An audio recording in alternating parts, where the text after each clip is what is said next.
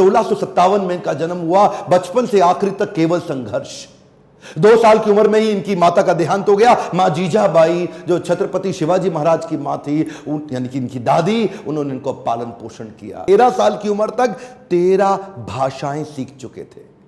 13 साल की उम्र तक संस्कृत के विद्वान पंडित सारी रीजनल भाषाएं, भारत की पुर्तगालियों की भाषा, अंग्रेजों की भाषा, मुगलों की भाषा, साउथ इंडियन लैंग्वेज, सारी डेक्कन भाषा, कई शास्त्र लिख डाले।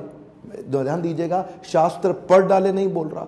13 साल की उम्र तक 13 भाषा और कई शास्त्र, बुद्ध भूषण और नखशिखा जैसे वो शास्त्र, और कई शास्त्र जहां पे इन्होंने अपने रायगढ़ के किलों की बात करी, गणपति का बहुत सुंदर गुणगान किया।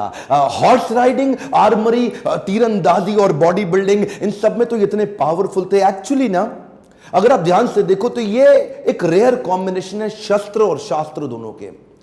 जो बच्चा या जो व्यक्ति शास्त्र पढ़ने में बड़ा एक्सपर्ट हो जाता है ना, फिर उससे शस्त्र उठता नहीं, और जो शस्त्र उठा लेता है वो शास्त्र पढ़ने में निपुण नहीं होता। अद्भुत बाल साहित्यकार जो साहित्य पढ़ता भी था और साहित्य लिखता भी था। हुआ क्या, बुद्धि और बल दोनों बढ़ गया। 60 किलो की तलवार लेके 16 साल की उम्र में पहला युद्ध रामनगर का जीता। छोटा बच्चा होता है ना, उसका मन होता है कि पिता के साथ समय बिताए, पर पिता उस समय मुगलों से लोहा लेने में व्यस्त हो चुके थे। लेकिन एक बार छत्रपति शिवाजी महाराज ने, अभी ये 9 साल के थे संभाजी महाराज, इनको क्या बोले, मेरे साथ चलो, आगरा जा रहा हूं मैं वहां के मुगल शासक औरंगजेब से मिलने।